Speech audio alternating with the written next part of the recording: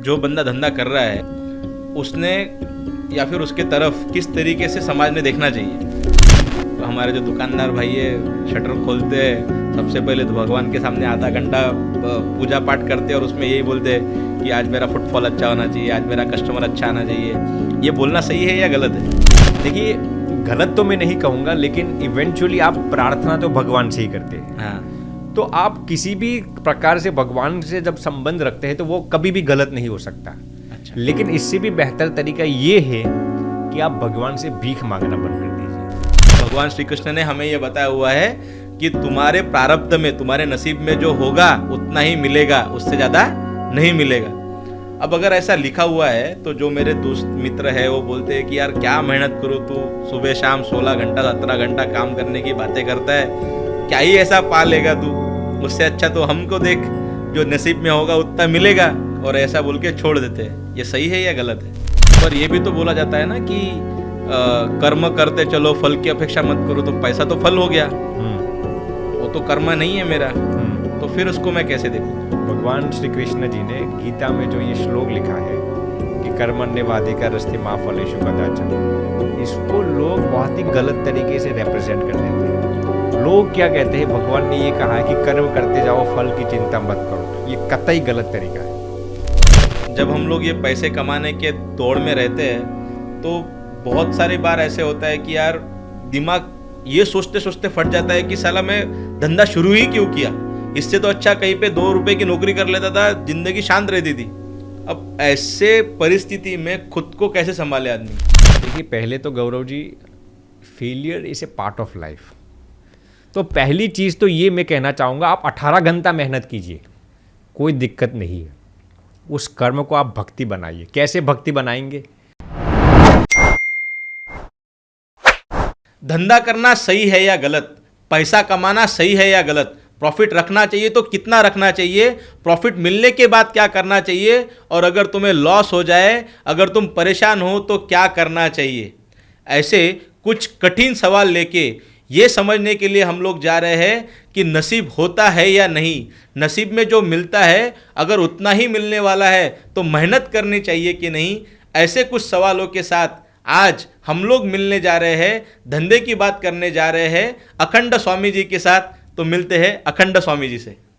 नमस्ते स्वामी जी। नमस्ते। स्वामी जी, भारत एक सोशलिस्ट देश रहा है और अभी तक धंधे को उतने अच्छे तरीके से नहीं देखा जाता है। जो भी बंदा पैसा कमाता है उसको हम लोग ऐसा देखते हैं कि ये चोर है। तो क्या पैसा कमाना चोरी है? पैसा कमाना चोरी, ऐसा प्रश्न पूछते आप गौरव जी। देखिए, मैं आज तक कभी भी किसी को ये नहीं कहा कि पैसा कमाना गलत है, पैसा कमाना चोरी है। Money is not everything, but it is something. पैसों से आप सब कुछ नहीं खरीद सकते, लेकिन ऐसा भी नहीं है कि पैसों बिना आप जी भी पाएंगे। पैसे जीने के लिए अनिवार्य है। अब जो लोग कहते हैं ना पैसे हमेशा गलत ही होते हैं, पैसा कमाना गलत होता है, ऐसा कोई परसेप्शन नहीं है। देखिए, कभी कभार होता क्या है, जब भी कोई सुनता है ये बंदा बिजनेस करता है, ये बंदा धंधा करता है, तो लोग सोचते हैं वो हमेशा गलत ही करता होगा। बिल्कुल। अक्सर लोग क्या सोचते हैं कि जितने भी बिजनेसमैन है, जितने भी करोड़पति है, जितने भी लाखोंपति, वो सब गलत तरीके से ही पैसे वाले बन गए होंगे। बिल्कुल यही परसेप्शन है भारत ऐसा में। नहीं है। हमारी शिनाख्त में ऐसे हज़ारों लोग हैं जो अच्छे बिजनेसमैन है, अच्छे एंटरप्रेन्योर्स है, अच्छे धन कमाते हैं, ईमानदारी को संजोए रखते हुए करते हैं, एक भी पैसा बेईमानी से नहीं कमाते। तो ये परसेप्शन जो हमारी जहन में है कि धंधे वाले हमेशा गलत ही होते हैं, हमेशा बेईमानी से ही कमाते, ये गलत परसेप्शन है। तो जो बंदा धंधा कर रहा है उसने या फिर उसके तरफ किस तरीके से समाज में देखना चाहिए? देखिए, वो नज़रिया तो हर एक इंसान का अलग अलग हो सकता है, लेकिन मैं यहाँ पर देखिए, आप कोई इंसान ऐसा तो नहीं है कि जितने भी लोग जॉब करते हैं या नौकरी करते हैं वो सब अच्छे ही है। ऐसा भी नहीं है कि जो लोग धंधे करते हैं वो सब खराबी होते हैं। तो इससे कोई फ़र्क नहीं पड़ता, इसका कोई ताल्लुक नहीं है कि धंधा करने वाले लोग गलत ही होते हैं और जॉब करने वाले लोग सरल और ईमानदारी से ही करते हैं। तो क्या जी, ये सही रहेगा कि मैं खुद मैं आपको स्वामी जी के हैसियत से पूछ रहा हूँ कि मैं अगर खुद के लाइफ में ऐसा स्वप्न बनाऊँ, ऐसा मेरा लक्ष्य रखूँ यूजुअली स्पिरिचुअलिटी में रखा बोला जाता है कि मोक्ष के तरफ हमने बढ़ना चाहिए। तो किसी बंदे ने अगर ऐसा लक्ष्य रखा है कि मुझे पैसा कमाना है तो वो सही है। बिल्कुल सही है। आप मुझे बताइए कि कौन से ग्रंथ में ऐसा लिखा है कि पैसा कमाना गलत है? नहीं, कहीं पे भी नहीं लिखा है। कहीं पर भी नहीं ले। पैसा आप कौन से मकसद से कमाना चाहते हैं, इस पर ये सुनिश्चित होता है। पर ये भी तो बोला जाता है ना कि कर्म करते चलो, फल की अपेक्षा मत करो। तो पैसा तो फल हो गया, वो तो कर्म नहीं है मेरा। तो फिर उसको मैं कैसे देखूं? देखिए, पहले तो मैं आपको ये बताता हूँ कि आप जो कहते हैं ना, भगवान श्री कृष्ण जी ने गीता में जो ये श्लोक लिखा है कि कर्मण्येवाधिका रस्ते मा फलेषु कदाचन, इसको लोग बहुत ही गलत तरीके से रिप्रेजेंट कर देते हैं। लोग क्या कहते हैं, भगवान ने ये कहा है कि कर्म करते जाओ, फल की चिंता मत करो, कर्म करते जाओ, फल की चिंता मत करो। ये कतई गलत तरीका है। भगवान ने ऐसा नहीं कहा। जब आप कर्म करते हैं ना, तो पूरी आसक्ति के साथ कर्म कीजिए, पूरे अटैचमेंट के साथ कर्म कीजिए, पूरी शिद्दत दिलो दिमाग लगाकर उस कर्म को कीजिए। और जैसे ही वो कर्म खत्म हो जाए ना, फिर भगवान पर छोड़ दीजिए। अब भगवान को जो फल देना है वो दीजिए। अक्सर लोग गलती क्या करते हैं जानते हो गौरव जी? लोग कर्म करते वक्त ही पहले से सोच लेते हैं कि भगवान को जो देना है वो दीजिए। ये गलत तरीका है। कर्म करते वक्त आप पूरे अटैच हो जाए, पूरे आसक्ति के साथ उस कर्म को कीजिए। जैसे ही वो कर्म खत्म हो जाए, उसके फल के नतीजे भगवान पर छोड़ दीजिए। अब लोगों को आज डिप्रेशन, स्ट्रेस आता क्यों है जानते हो? कर्म करते वक्त भगवान पर छोड़ देते हैं, और जैसे ही कर्म पूरा हो जाए, रिजल्ट आ जाए, तब ऐसा कहते हैं कि ऐसा क्यों हुआ, ऐसा क्यों हुआ, ऐसा क्यों हुआ। भैया ऐसा नहीं है। भगवान ने कहा पूरी शिद्दत से मेहनत कीजिए, जब कर्म पूरा हो जाए तो भगवान पर छोड़ दीजिए। लोगों को रिवर्स हो गया है, इसीलिए ही ये सब गलतियाँ होती है। यहाँ पे तो मतलब मैंने देखा हुआ है, हमारे जो दुकानदार भाई है शटर खोलते हैं, सबसे पहले तो भगवान के सामने आधा घंटा पूजा पाठ करते हैं और उसमें यही बोलते हैं कि आज मेरा फुटफॉल अच्छा होना चाहिए, आज मेरा कस्टमर अच्छा आना चाहिए। ये बोलना सही है या गलत है? देखिए, गलत तो मैं नहीं कहूँगा, लेकिन इवेंचुअली आप प्रार्थना तो भगवान से ही करते हैं। हाँ। तो आप किसी भी प्रकार से भगवान से जब संबंध रखते हैं तो वो कभी भी गलत नहीं हो सकता। अच्छा। लेकिन इससे भी बेहतर तरीका ये है कि आप भगवान से भीख मांगना बंद कर दीजिए। भगवान ने आपको जो जो दिया है ना, उसके लिए आप कृतज्ञता अभिव्यक्त करना शुरू कर दीजिए। तो हर दिन मान लीजिए कि कोई बिजनेसमैन अपनी ऑफिस खोलता है हर दिन, तो अक्सर लोग करते क्या है, हे भगवान आज इतना करा देना, इतना करा देना, मेरा धंधा ठीक करे। चलिए वो भी गलत नहीं है, लेकिन इससे भी बेहतर तरीका ये है, आप भगवान को हर दिन प्रार्थना कीजिए। जैसे ही आप ऑफिस खोलते हैं, शटर खोलते हैं, हे भगवान आपने मुझे इतना कुछ दिया है, आपने हर पल मेरा ध्यान रखा है, मेरा बिजनेस को इतना विकसित किया है, उसके लिए मैं आपका बहुत शुक्रगुजार हूँ। हे भगवान आप न होते तो मेरा ये कारोबार चलता ही नहीं। ऐसे हर दिन आप भगवान को थैंक यू कहना शुरू कर दीजिए। मैं आपको गारंटी के साथ कह सकता हूँ आपका बिजनेस डबल हो जाएगा 6 महीने में। पर ये जितने भी बी स्कूल है, जो भी बिजनेस स्कूल्स है, जो भी बिजनेस गुरु है, वो बोलते हैं कि तुमने अगर किसी को थैंक यू बोलना चालू कर दिया तो तुम्हारा जो प्रोग्रेस है वहीं पे ख़त्म हो जाएगा, क्योंकि तुम अभी कंटेंट हो गए हो, सेटिस्फाइड हो गए हो। तुम्हें वो भूखे कुत्ते की तरह होने चाहिए कि दौड़ते रहे दौड़ते रहो दौड़ते रहो। वो फिर कैसे करे? क्योंकि जब तक मैं दौड़ूंगा नहीं, जब तक मेरी भूख आधी रहेगी नहीं, तब तक मैं प्रोग्रेस करूंगा नहीं। और अगर मैं भगवान को सुबह जाते ही ये बोलूँगा कि आपने जो दिया है वो उसमें मैं संतुष्ट हूँ, तो दोनों को डिफ्रेंशिएट कैसे करें? देखिए, मैंने यहाँ पर इतना ही कहा है गौरव जी कि भगवान को थैंक यू कहिए। मैंने ये नहीं कहा कि फिर मेहनत छोड़ दीजिए या फिर आगे की अपेक्षा मत रखिए। आप भगवान ने आपको जो दिया है ना, उसके लिए थैंक यू कहना है। फिर मेहनत तो करनी है आपको आगे के लिए, कि अभी भी मुझे इस साल 2 करोड़ में से 4 करोड़ का टर्नओवर करना है, 4 करोड़ में से 8 करोड़ का करना है। वो नहीं करने के लिए मैं कभी नहीं कहता। वो तो आपको विजन रखना ही है। लेकिन जब भगवान के साथ आप बातचीत करते हैं ना, तो भगवान ने आपको जो दिया है उसके लिए आप थैंक यू कहिए। भगवान से भीख मत मांगते रहिए, भगवान मेरा 8 करोड़ का टर्नओवर हो जाए। वो मेहनत आप कीजिए, बल्कि भगवान ने जो दिया है उसके लिए थैंक यू कीजिए। ऐसे डिफ्रेंशिएट कर दीजिए। तो मैं कभी नहीं कहता कि ग्रेटिट्यूड से आप कंटेंट हो जाएंगे कि अब ज़्यादा नहीं कमाना। कभी भी ऐसा नहीं होता। ग्रेटिट्यूड जो दिया है उसके लिए थैंक यू करना है। फिर मेहनत करनी है, ज़्यादा टर्नओवर करना है, वो तो सब करना ही है। पर ग्रेटिट्यूड आने के बाद फिर भूख खत्म नहीं हो जाती है? नहीं होती, कभी नहीं होती। ये सबसे गलत समझाया जाता है। लोग जो कहते हैं ना ग्रेटिट्यूड आने के बाद आपकी भूख खत्म हो जाएगी, अब मुझे तो संतुष्टि है। नहीं, आपको संतुष्टि किस चीज़ से होता है कि जो दिया है ना उसकी संतुष्टि होती है। ऐसा नहीं है कि अब आपकी क्रेविंग्स कम हो जाती है, आपकी क्रेविंग्स खत्म हो जाती है आगे वाली चीज़ों के लिए। ये गलत तरीका है। आप ग्रेटिट्यूड देखिए, लोग ऐसा समझते क्यों हो जानते हो? क्योंकि उन्होंने ग्रेटिट्यूड को प्रैक्टिस ही नहीं किया अपनी ज़िंदगी में। आप एक बार शिद्दत से दिलो दिमाग लगाकर ग्रेटिट्यूड को अपने जीवन में चरितार्थ कीजिए, फिर आप ही कहेंगे कि आपकी भूख मिट नहीं जाएगी। तो आप मुझे 2 सवाल के जवाब दीजिए। एक, कि शिद्दत से किस तरीके से सोचा जाए कि हाँ जो मुझे मिला है वो अच्छा मिला है, और कैसे खुद की भूख बढ़ाई जाए कि मैं दुनिया के लिए सबसे अच्छा कुछ प्रोडक्ट बना सकूं या फिर दुनिया के लिए सेवा कर सकूं। जी, देखिए मैं इस बंदे को पहचानता हूँ, वो दिल्ली में रहते हैं। हाँ जी। तो वो हर दिन भगवान को ये प्रैक्टिस करते हैं। पहले वो भी भगवान से भीख मांगते रहते हैं, भगवान इस साल 25 करोड़ का टर्न हुआ, अगले साल मेरी मंशा है कि 50 करोड़ का हो जाए। वो हर साल मांगते रहते थे। फिर उनको लगा ऐसा, मैं उनके रियल इंसिडेंट में से आपको बता रहा हूँ, उनको ऐसा लगा कि मैं जितनी भी भीख मांगता रहता हूँ ना भगवान से, मेरा सेटिस्फैक्शन के लेवल्स कम होते जा रहे हैं, मेरे हैप्पीनेस के लेवल्स कम होते जा रहे हैं, मेरे अंदर एंग्जाइटी की मात्रा बढ़ती जा रही है। तो फिर उन्होंने क्या कहा, वो हर दिन हर रात दोपहर में दिन में 3 बार भगवान के प्रति कृतज्ञता अभिव्यक्त करना शुरू कर दी उन्होंने। अब आप ये सोचते होंगे उनकी क्रेविंग्स ही खत्म हो गई होगी। बिल्कुल। उनकी ग्रेटिट्यूड को प्रैक्टिस करने से उनके हैप्पीनेस के लेवल्स बढ़ गए, उनकी ग्रेटिफिकेशन के लेवल्स बढ़ गए, उनकी क्रेविंग्स यथावत रही। तो हर दिन जब वो आते हैं अब ऑफिस में तो भगवान को थैंक यू कहते हैं, शिद्दत से भगवान को जो दिया है उसके लिए कृतज्ञता अभिव्यक्त करते हैं। फिर उनकी जो मेहनत करने की जो क्षमता थी ना, वो खुद बता रहे थे मुझे, 2 गुना हो गई। क्या बात है। अब आप कहेंगे ग्रेटिट्यूड करते हैं तो वो तो संतुष्ट हो गए, हार्ड वर्क करने की क्षमता बढ़ गई, क्योंकि उनके हैप्पीनेस के लेवल्स बढ़ गए, उनके कंसंट्रेशन के लेवल्स बढ़ गए। अब वो 2 गुना मेहनत करते हैं और उनकी जो टर्नओवर की जो मात्रा थी ना वो भी डबल हो गई।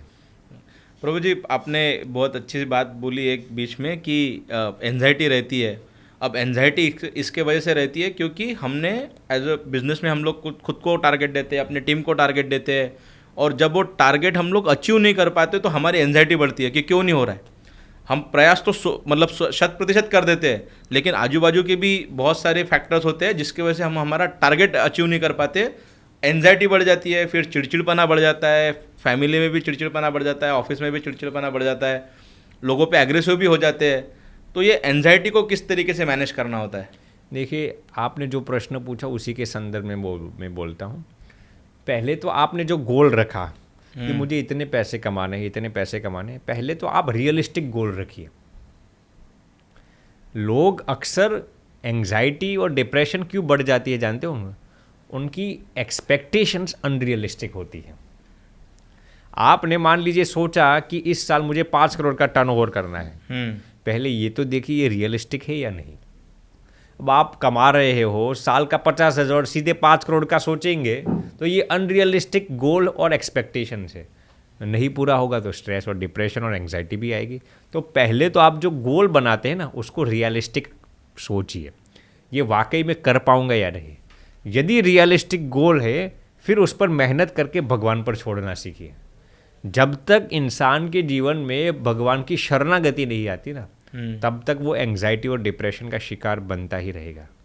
भगवान और इंसान के बीच जितने भी व्यवधान खड़े होंगे, जितना भी डिस्टेंस ज़्यादा होगा ना, उतनी ही आपके जीवन में एंग्जाइटी और डिप्रेशन ज़्यादा आएगी। तो ये अत्यंत महत्वपूर्ण है। आप जो भी कारोबार करते हो, जॉब करते हो, बिजनेस करते हो, कुछ भी करते हो, भगवान पर दिल से विश्वास कीजिए, फिर कभी भी आपको एंग्जाइटी और डिप्रेशन के शिकार नहीं होंगे। बहुत बढ़िया, बहुत बढ़िया। तो जी आपने मतलब ये चीज़ें प्रैक्टिस कैसे करें हम लोग कि किस तरीके से ग्रेटिट्यूड रखें, किस तरीके से भगवान में भरोसा रखें, जाप करना, हरे कृष्णा जाप करना, और सच में ये समझना कि मैं भगवान को समर्पित हूँ, ये कैसे किया जाता है? देखिए, इसको पहले आपको इनिशिएट करना होगा। अक्सर लोग हमें भी यही कहते हैं कि स्वामी जी हम अध्यात्म के मार्ग में एडवेंस करना चाहते हैं, स्पिरिचुअलिटी में आगे बढ़ना चाहते हैं, नाम स्मरण करना चाहते हैं, शरणागति बढ़ाना चाहते हैं, पहले आप इनिशिएशन तो कीजिए, आप इसका आगाज़ तो कीजिए, फिर ये सब होगा ना। तो लोग महज इमेजिनेशंस करते रहते हैं कि ये करेंगे, आप आगाज़ करना शुरू कर दीजिए। जैसे आप कहेंगे कि स्पिरिचुअलिटी को कैसे अपने जीवन में मुकम्मल करें, आप हर दिन 5 मिनट नाम स्मरण तो शुरू कीजिए। हरे कृष्णा, स्वामी नारायण स्वामी नारायण, रामा रामा, ओम नमः शिवाय, जय माता दी। आप 5 मिनट पहले प्रैक्टिस तो शुरू कीजिए, इनिशिएशन ही नहीं करते। और लोग ऐसा कहते हैं कि ये रिजल्ट क्यों नहीं मिलता। भैया आप बिजनेस के इंसान हो तो आपको भी मालूम होगा, आप ये सोचते रहेंगे कि इतना करना ही इतना, भैया छोटे से शुरुआत तो कीजिए। तो स्पिरिचुअलिटी में ऐसी ही चीज़ है, आप ग्रेटिट्यूड 5 मिनट प्रैक्टिस करना शुरू कीजिए। आप कहेंगे कैसे, भगवान ने जो दिया है उसके लिए ग्रेटिट्यूड कहना शुरू कर दे, फिर आपका सबकॉन्शियस माइंड ही आपको अलग अलग तरीके से एडवांस कराएगा। जब आप शुरुआत करना कर देंगे ना, तब आपका सबकॉन्शियस माइंड ही आपको आगे ले जाएगा। बहुत बढ़िया। और आपने जो बोला कि 5 मिनट के लिए आपको मंत्र जाप करना है, तो मैं आपको कुछ डेटा बता देता हूँ कि आज मोबाइल की जो स्क्रीन है ना, एक दिन में करीब एक बंदा 750 से भी ज़्यादा बार मोबाइल की स्क्रीन ओपन करता है। हर सेकंड में कोई ना कोई व्हाट्सएप पे टिंग टिंग टिंग टिंग मैसेज आता है, इंस्टाग्राम का मैसेज आता है, यूट्यूब की नोटिफिकेशन आती है, और उस चक्कर में हमारा जो फोकस है वो निकल जाता है। फोकस कैसे बढ़ाए? बहुत ही शानदार प्रश्न पूछा। फोकस को कैसे बढ़ाए? आज जेन जी को पूछ लीजिए, मिलेनियम को पूछ लीजिए, अरे टीनेजर्स, यंगस्टर्स, पुरुष, महिलाएं, आप बुजुर्ग को भी पूछ ले, सबका एक ही प्रश्न है, अटेंशन स्पेन सबका कम होता जा रहा है, कंसंट्रेशन पावर सबका कम होता जा रहा है, फोकस लेवल सबके कम होते जा रहे हैं। इसका एक प्रमुख कारण क्या है जानते हो? यस, मैं आपको बताता हूँ। University of California at Los Angeles यानी कि UCLA का ये रिसर्च है कि जब भी नॉर्मल इंसान एक बार, आप कोई भी एक्टिविटी करते हो, आप मान लीजिए पढ़ते हो, दिमाग लगा रहे हो बिजनेस के लिए, सोते हो, खाते हो, टॉयलेट में बैठे हो, कोई भी एक्टिविटी, सोना भी एक एक्टिविटी है ना, जब भी आप कोई भी एक्टिविटी करते हो और एक बार भी अपने फ़ोन में, मोबाइल में नोटिफिकेशंस देख लेते हैं ना, तो दोबारा आपका कंसंट्रेशन आने में 23 मिनट्स और 15 सेकेंड्स लगते हैं। बाप रे। ये रियल रिसर्च UCLA का है कि कोई भी आप एक्टिविटी करते हो, एक बार भी आपने नोटिफिकेशन को पढ़ा नहीं, सिर्फ देखा है, दोबारा आपको उस एक्टिविटी में मन लगाने में 23 मिनट और 15 सेकेंड लगता है। तो इस हिसाब से तो किसी का फोकस है ही नहीं, क्योंकि 23 मिनट तो टाइम ही नहीं मिलता है हमारे पास। 2 मिनट का मंत्र जाप करने के लिए आपने जो जाएंगे। गौरव जी प्रश्न पूछा कि फोकस क्यों कम होते जा रहा है, इसका मेन रीजन ये स्मार्टफोन है, जहाँ पे आप ये लोग देख रहे हैं। Main reason is the smartphones. You know, we are so much addicted to smartphones that we think that every 2 minutes I need to check my messages, WhatsApp messages, oh any notifications। इसकी बदौलत तो आज कितनी बीमारियां हो गई है, FAD, Facebook addiction disorder, ऐसी कई बीमारी आप देखेंगे तो, टेक्स्टोफ्रेनिया, टेंग्जाइटी, ऐसी कई बीमारियां हैं कि जो आप माने, अब तो वर्ल्ड हेल्थ ऑर्गेनाइजेशन ने भी ऑफिशियली, यदि आप 5 दिन में 5 से ज़्यादा बार फेसबुक खोलते हैं ना, तो उसको डिसऑर्डर में गिन लिया है। अरे बाप रे। If you are opening your Facebook account more than 5 times in a day, you are suffering from FAD, meaning Facebook addiction disorder. इससे दूर कैसे निकले? देखिए, आपको इसके लिए प्रैक्टिस करनी पड़ेगी। पहले तो देखिए, लोग ऐसा सोचते हैं कि हमें मनोरंजन स्मार्टफोन्स में से ही मिलेगा। ये गलत तरीका है। आज से 20 साल पहले इतने स्मार्टफोन्स नहीं थे, फिर भी लोगों के हैप्पीनेस लेवल्स ज़्यादा थे। आज लोग ऐसा सोचते हैं, जैसे ही स्ट्रेस आ जाता है, एंग्जाइटी आ जाए, लोग क्या करते हैं, रील्स देखना शुरू कर देते हैं। रील्स आपको टेम्पररी सेटिस्फैक्शन मिलेगा, कायमी सोल्यूशन नहीं देगा। इसको कम करना है ना, तो सबसे बेहतरीन उपाय है मेडिटेशन। जब इंसान दिन में 10-15 मिनट के लिए भी मेडिटेशन करता है ना, तो उसके कंसंट्रेशन लेवल्स इतने बढ़ जाते हैं और उसके हैप्पीनेस के लेवल्स इतने बढ़ जाते हैं, फिर उसको स्मार्टफोन्स की ज़रूरत नहीं पड़ती हैप्पी रहने के लिए। बिल्कुल। तो सबसे बेहतरीन तरीका ये है कि आप दिन में 15-20 मिनट के लिए किसी भी किस्म का मेडिटेशन करते रहिए। बिल्कुल। मेडिटेशन से आपकी कंसंट्रेशन पावर बढ़ जाएगी, फोकस लेवल्स बढ़ जाएंगे, आपको ये चालू आनंद लेने की ज़रूरत नहीं पड़ेगी जैसे कि ये स्मार्टफोन्स। तो सबसे महत्वपूर्ण उपाय ये है कि आप दिन में 15 मिनट मेडिटेशन करना शुरू कर दीजिए। बिल्कुल प्रभु जी, मैं तो सच में ये मानता हूँ कि लोग बोलते हैं कि कंपटीशन बढ़ गया है, मैं तो बोलता हूँ सोशल मीडिया के टाइम पे कंपटीशन एकदम ही घट गया है, किसी का फोकस ही नहीं है। अगर किसी बंदे ने अगर ये समझ लिया कि मुझे 23 मिनट 5 सेकंड के लिए फोकस बैठना है और उस बंदे ने अगर उसकी प्रैक्टिस कर ली तो लाखों लोगों को पीछे छोड़ के आगे निकल जाएगा। तुम बोलते हो कंपटीशन बढ़ गया है, और सोशल मीडिया ने तो सारा का सारा कंपटीशन किल कर दिया है। आपके 99.9 कॉम्पिटिटर्स खत्म हो गए हैं। खत्म, ऑलरेडी खत्म हो गए। कोई फोकस करता ही नहीं है, कोई ग्रोथ के बारे में सोचता ही नहीं है, हर कोई बैठा है अपना वो ऊपर ऊपर स्क्रील रील को ऊपर करते समय। मैं खुद इंस्टाग्राम पे ये बोल रहा हूँ भैया तुमसे, प्रभु जी की परमिशन लेके, कि तुम्हारा इंस्टाग्राम को डिलीट कर दो, कोई दिक्कत नहीं है, मेरी प्रॉफिटेबिलिटी चली जाएगी, मेरे को कोई दिक्कत नहीं है। मुझे ये चाहिए कि भारत आगे बढ़ना चाहिए, और अगर भारत को आगे बढ़ाना है तो इंस्टाग्राम को तो आग लगानी पड़ेगी सबसे पहले। सही है प्रभु जी। प्रभु जी, मुझे एक मेरा पर्सनल ऐसा सवाल था कि आप नसीब में मानते हो क्या? लक में मानते हैं या नहीं? लक में आप मानते हो क्या? बहुत ही शानदार प्रश्न पूछा आपने, तो इधर उधर पकड़ कर हमें पकड़ लिया। देखिए, मैं डेस्टिनी में भी मानता हूँ, प्रारब्ध में भी मानता हूँ। इसको ग्रंथों में प्रारब्ध कहा गया है। बिल्कुल। आप जो लक शब्द का इस्तेमाल करते हैं ना, तो हम वाकई प्रारब्ध में मानते हैं। ये तो हमारे गीता जी में भी लिखा हुआ है। हाँ जी। तो अब मतलब जैसे लोग बोलते हैं कि गीता में मतलब भगवान श्री कृष्ण ने हमें ये बताया हुआ है कि तुम्हारे प्रारब्ध में, तुम्हारे नसीब में जो होगा उतना ही मिलेगा, उससे ज़्यादा नहीं मिलेगा।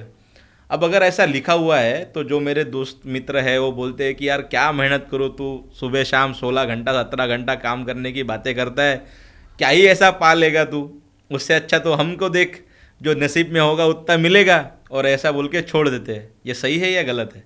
कतई गलत है। गलत है? तो मतलब माने मैं सही हूँ, 16 घंटा काम करता हूँ। भगवान ने क्या कहा है, आप लोग देखिए, लोग अपने फायदे की ही बात ग्रंथों में से उठाते हैं। अच्छा। इंसान अपने सिद्धांत भी अपने अनुसार बना लेता है। मैं आपको सिंपल एग्जांपल देता हूँ। सिंपल एग्जांपल, आपने A2 क्वालिटी का गीर गाय का घी यहाँ पर 2 किलो डिब्बे में पड़ा हुआ है। A2 क्वालिटी का गीर गाय का घी, बिल्कुल। उसमें ऊपर से कोई वो क्या कहते हैं, मॉस्किटो गिर गया, मक्खी गिर गई। मक्खी गिर गई, तो क्या करेंगे आप? मक्खी को बाजू में फेंक देंगे। और घी को, आप घी को फेंक देंगे? नहीं, घी को नहीं फेंकेंगे। अब उसकी जगह आपका 1 कप का चाय है, उसके अंदर मक्खी गिर गई, तो आप चाय को निकाल देंगे ना? आप चाय नहीं पियेंगे, चाय को निकाल देंगे ना? बिल्कुल। लेकिन 2 किलो घी के अंदर यदि मक्खी गिर गई तो आप क्या करेंगे? मक्खी को निकालेंगे, मक्खी को गाय को, निकालेंगे, घी को नहीं निकालेंगे। बिल्कुल। इंसान सिद्धांत भी अपने अनुसार बनाता है। समझ रहे? चाय को आपने निकाल दिया, घी को क्यों नहीं निकालते? आप कहेंगे मक्खी गिर गई इसलिए हमने चाय को निकाल दिया, तो घी में भी गिरी थी ना, घी को भी निकाल दीजिए, क्यों नहीं? इंसान अपने फायदा पहले देखता है। तो ये ग्रंथों के अंदर भी गौरव जी ऐसा ही हुआ। इंसान पहले अपना फायदा देखेगा, अपना मैनिपुलेशन निकाल देगा, फिर ग्रंथों को उसी हिसाब से वो कंटेम्पलेशन करता है। अब इसमें हुआ क्या है, ग्रंथों में कर्म की, सिद्धांत की, ये सब प्रारब्ध की बातें लिखाई गई है। तो जो निकम्मा लोग होते हैं ना, वो कहते हैं कि भैया भगवान ने कहा है कि जो भाग्य में लिखा होगा वो मिलेगा।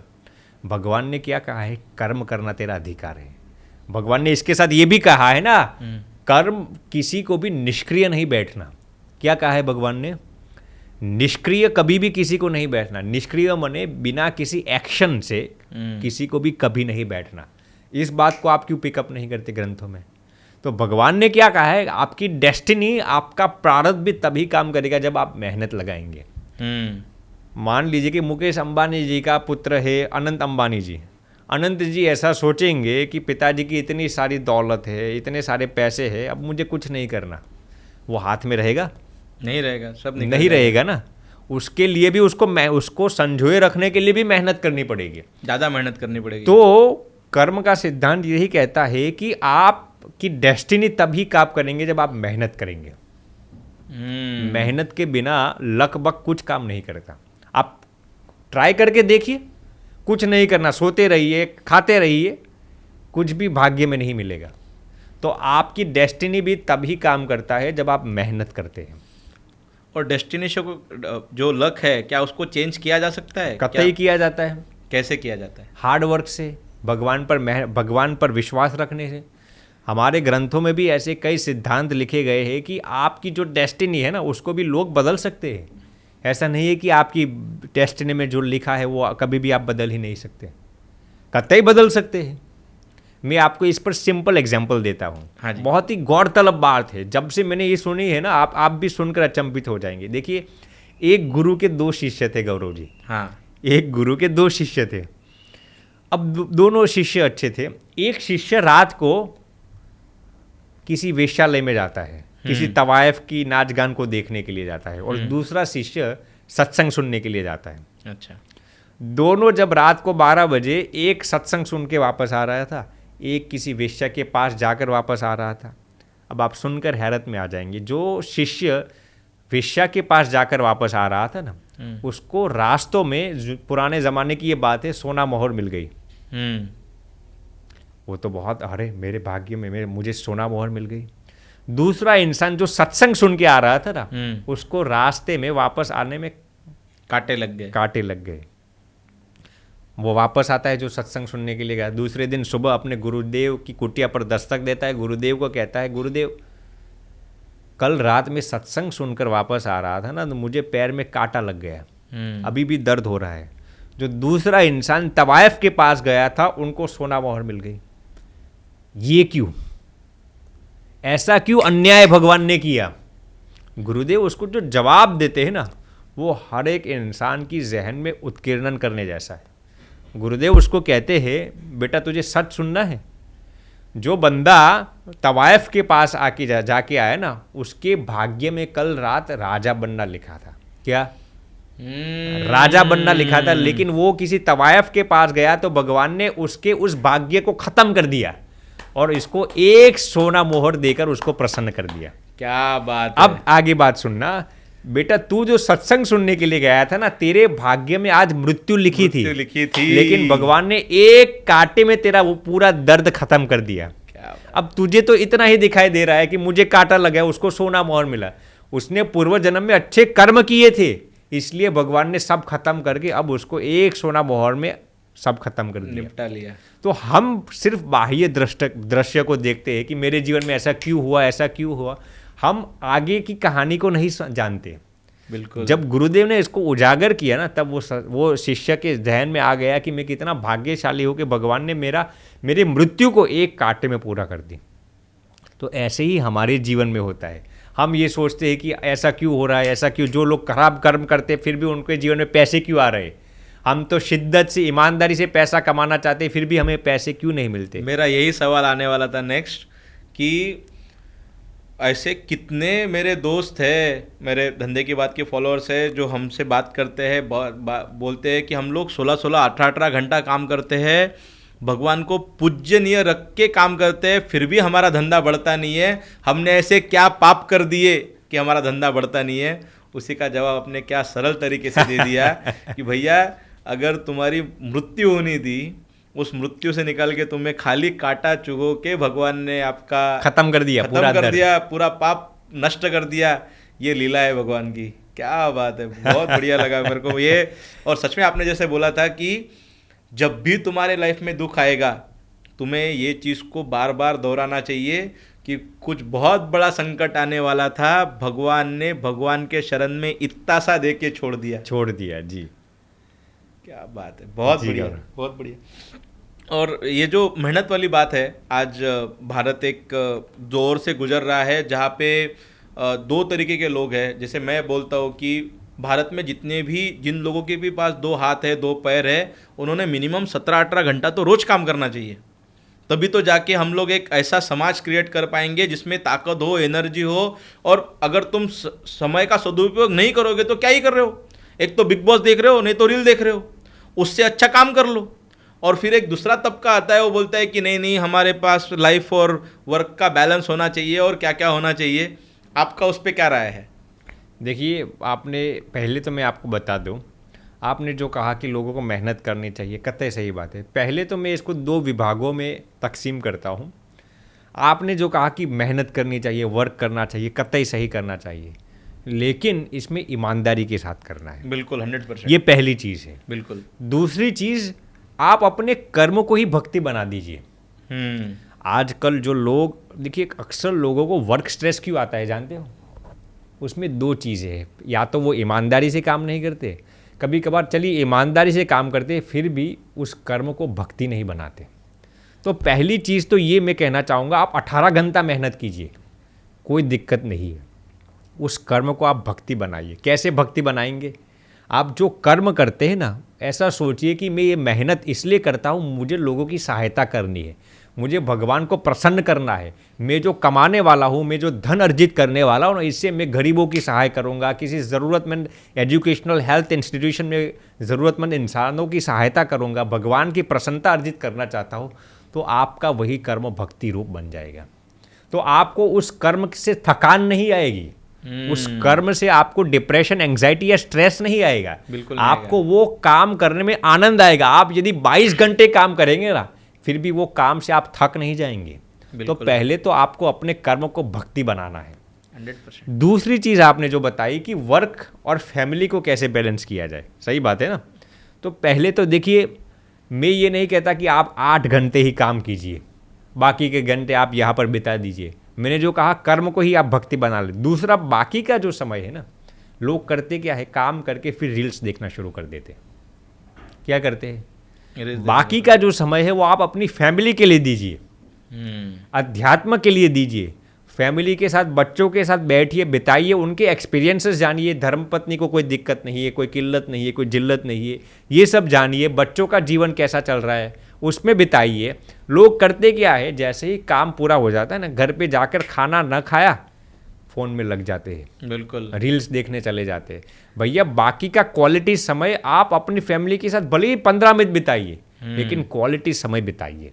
वो रील्स देखना कम कर दीजिए और फैमिली के साथ देखना शुरू कर दीजिए। बिल्कुल बिल्कुल। तो ऐसे आप वर्क लाइफ को बैलेंस कर सकते हैं। मैं भी हमारे मतलब जो भाई हमसे जुड़े हुए हैं, जो बहनें हमसे जुड़ी हुई है, मैं हमेशा उनको यही बोलता हूँ कि खाने के टेबल पे अपना मोबाइल मत लेके बैठना भैया।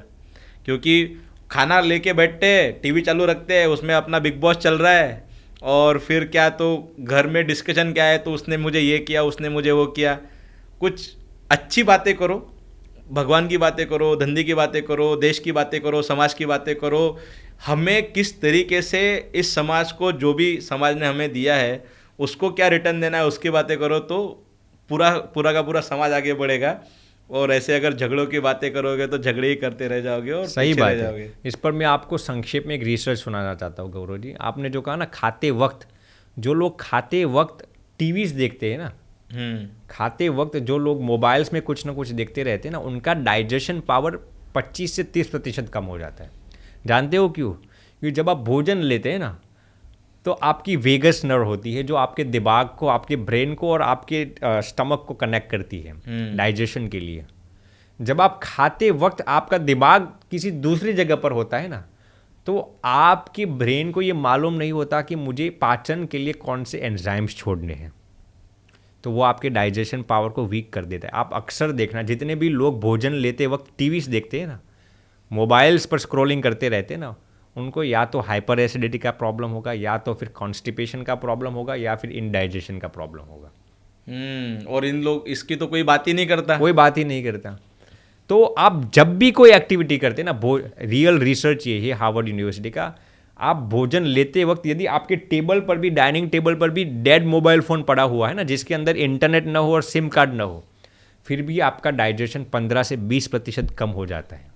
अरे बाप, डेड मोबाइल फ़ोन अपने डाइनिंग टेबल पर रखेंगे फिर भी। अब आप उहापो कीजिए, यदि आपका सिम कार्ड शुरू है, इंटरनेट शुरू है, और आप देखते देखते भोजन लेते हैं, तो ये आपका डाइजेशन पावर कितना कम करता होगा। बिल्कुल। तो कभी भी मैं अक्सर लोगों को कहता हूँ कि भैया ये सब ट्रेंड छोड़िए आप। पुराने ज़माने में ऐसी कोई ट्रेंड नहीं थी कि खाते वक्त टीवीज देखना, रील्स देखना, मोबाइल्स को स्क्रॉल करना। इमरजेंसी चीज़ अलग है, वरना आपके हेल्थ के धज्जियाँ उड़ जाएंगे। बिल्कुल सही, बिल्कुल सही। बहुत बढ़िया बातें हो रही है। मुझे थोड़ा सा डायरेक्शन चेंज करना था और मुझे थोड़ी धंधे की बात करनी थी। एक सक्सेसफुल धंधे को किस तरीके से बनाया जाता है अध्यात्म के नज़रिए से? देखिए, इसमें 2-3 टिप्स मेरे हिसाब से मैं बताता हूँ गौरव जी। पहले तो आप जो कुछ भी कमाते हैं ना, उसमें से सत्कार्य करना शुरू कर दीजिए। लोग क्या सोचते हैं गौरव जी कि हम कमाते उसमें से 5% दान में दे, 10% दान में दे तो हमारी इनकम कम हो जाएगी, हमारी दौलत पैसे कम हो जाएंगे। ये गलत है। आप पैसा कमा कर दान देने से जो जो फायदे होते हैं ना, उस पर कम से कम at least 37 consolidated research articles have been published. दान देने से क्या फ़ायदा होता है? सबसे पहले दान देने से आपकी जो नेटवर्थ है ना, वो कम नहीं होती, बढ़ती है। हार्वर्ड यूनिवर्सिटी के रिसर्च के मुताबिक जो लोग अपने इनकम में से 10% दान देते हैं ना, उनको वो जो 10% दिया है ना, वो बहुत ही कम समय में उन्होंने जो दिया है ना, उससे 2 से 3 गुना उनकी दौलत बढ़ जाती है। क्या बात! ये मेरा रिसर्च नहीं है, हार्वर्ड यूनिवर्सिटी का रिसर्च है। तो पहला, यदि आपको सक्सेसफुल बिजनेस मैन बनना है ना, तो आप जो कमाते हैं ना, उसमें से थोड़ा हिस्सा दान में देना शुरू कर दीजिए। मैं ये नहीं कहता कि आप किसी और, इसी को ही दीजिए, इसी को ही दीजिए। आपको जहाँ पर भी मन लगे, जिस धर्म में, जिस मजहब में, जिस इंस्टीट्यूशन में, जिस समुदाय में, जिस संस्थान में, लेकिन जो कमाते हैं ना, उसमें से थोड़ा हिस्सा दान में देना शुरू कर दीजिए। आपके पास पैसे यकीनन आने लग जाएंगे। और ज़्यादा प्रॉफिट कमाना अच्छी बात है? बिल्कुल अच्छी चीज़ है, इसमें क्या गलत है? क्या हम लोग समाज की सेवा करते समय ये नहीं सोच रहे कि अरे मैं किसी बंदे से पैसे ले रहा हूँ जिसके पास शायद पैसा ना हो और उसमें से मैं प्रॉफिट कमा रहा हूँ? ये सही है, गलत यदि है? आप ईमानदारी से पैसा कमाते हैं तो मैं तो ये कहूँगा कि आपको करोड़पति बनना चाहिए, अरबोपति बनना है। इसमें क्या गलत चीज़ है? आप पैसे का सदुपयोग भी कर सकते हैं ना। इस दुनिया में कोई भी चीज़ पैसे के बिना नहीं होती भैया। आप मंदिर चलाते हो, संस्थान चला रहे हो, इंस्टीट्यूशन चला रहे हो, परिवार चलाते हो, कोई भी थिंग इस दुनिया में पैसे से नहीं, पैसे के बिना नहीं चलती। मैंने आपको पहले से भी कहा था कि money is not everything but it is something. तो पैसे के बिना आप कुछ भी नहीं कर सकते। आप अरबोपति बनिए, करोड़ोपति बनिए, पैसों का सदुपयोग कीजिए ना। रतन टाटा ने कैसे पैसों का सदुपयोग किया था, वैसे आप सदुपयोग कीजिए। और जब हम लोग ये पैसे कमाने के दौड़ में रहते हैं तो बहुत सारी बार ऐसे होता है कि यार ऐसी ऐसे कितनी तो बार ऐसे कितनी तो रातें आती है तो दिमाग ये सोचते सोचते फट जाता है कि साला मैं धंधा शुरू ही क्यों किया, इससे तो अच्छा कहीं पे 2 रुपए की नौकरी कर लेता था, जिंदगी शांत रहती थी। अब ये जब कुछ लोग तो सुसाइड भी अटेम्प्ट करते हैं। अब ऐसे परिस्थिति में खुद को कैसे संभाले आदमी? देखिए, पहले तो Gaurav ji, failure is a part of life. Failure ये नहीं हुआ कि आप निष्फल हुए। फेलियर क्या है जानते हो? आप किसी एक्टिविटी में, किसी बिजनेस में निष्फल हुए, उसके बाद आप उस फेलियर को कैसे हैंडल करते हैं ना, उस पर ये सुनिश्चित होता है कि आप वाकई फेल हुए या नहीं। पहले तो आप अपने दिमाग में से ये निकाल दीजिए कि अक्सर लोग क्या सोचते हैं कि मैं ही फेल हुआ। ऐसा नहीं है कि भैया, इस दुनिया में जितने भी सक्सेसफुल लोग हुए हैं ना, सब अपनी ज़िंदगी में 3 से 4 बार तो फेल हुए ही है।